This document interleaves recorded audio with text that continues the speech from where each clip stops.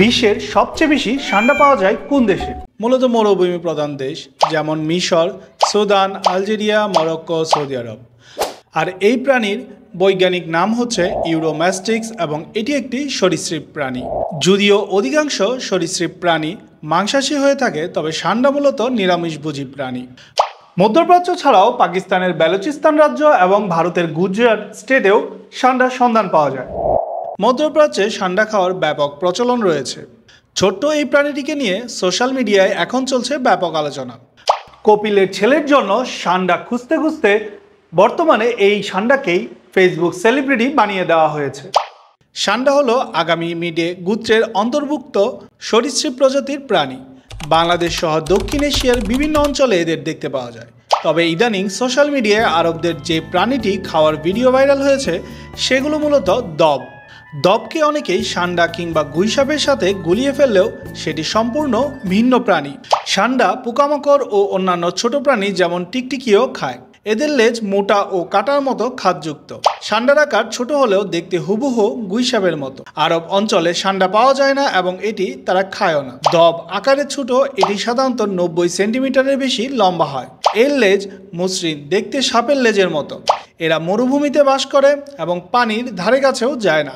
দব সাধারণত তৃণভোজ খাদ্য হিসেবে এরা ফড়িং, পঙ্গপাল, পিঁপড়া, তাজা ঘাস ইত্যাদি গ্রহণ করে থাকে। গুইসাপ বাংলাদেশ, ভারত, পাকিস্তান সহ এশিয়ার বিভিন্ন অঞ্চলে এদের দেখা যায়। এরা জলে, স্থলে, জুপে, জঙ্গলে ও ডুবায় থাকে। বিষাক্ত কীটপতঙ্গ, সাপ, বিচ্ছু, গিরগিটি ইত্যাদি শিকার করে খায় গুইসাপ। অর্থাৎ আকৃতির কাছাকাছি হলেও দব, ষান্ডা ও গুইসাপ পরস্পরের থেকে আলাদা। ইসলামী শরীয়ত অনুযায়ী ষান্ডা ও গুইসাপ খাওয়া হারাম হলেও দব খাওয়ার ব্যাপারে ভিন্নমত রয়েছে। রাসূল সাল্লাল্লাহু আলাইহি ওয়াসাল্লামের যুগে আরবের সাহাবীগণ দব খেতেন। নবীজি নিজে এটি খাননি, তবে সাহাবীদের খেতেও নিষেধ করেননি। সহিহ বুখারী ও সহিহ মুসলিম শরীফে এসেছে, তিনি বলেছিলেন, এটি আমাদের এলাকায় ছিল না, তাই আমি এর প্রতি আগ্রহ বোধ করি না, কিন্তু তোমরা খেতে পারো, কারণ এটি হারাম করা হয়নি। অনেক ইসলামী স্কলারদের মতে এটি হালাল না হলেও হানাফি মাযহাবে এটিকে হারাম বলা হয়নি। হানাফি মাযহাবের অনুসারীরা শুধুমাত্র মাছ জাতীয় প্রাণীকে হালাল মনে করেন। তাদের মতে সরীসৃপ বা উভচর প্রাণী খাওয়া জায়েজ নয়। মালিকি, সাফি ও হামলি মাযহাবেও উভচর প্রাণী খাওয়া নিষিদ্ধ হলেও দব খাওয়াকে জায়েজ হিসেবে গণ্য করা হয়। তাই আরবের বেদুইনরা দবকে হালাল খাদ্য হিসেবেই গ্রহণ করে থাকেন। পানিতে সিদ্ধ করে আরবের সবচেয়ে জনপ্রিয় খাবার খেপসার সাথে রেঁধে এই ষান্ডাকে খাওয়া হয়। সুস্বাদু খাবার ছাড়াও ষান্ডার একটি বিশেষ বৈশিষ্ট্য হলো এর তেল। ষান্ডার তেল আয়ুর্বেদিক চিকিৎসায় একটি গুরুত্বপূর্ণ উপাদান হিসেবে ব্যবহার করা হয়।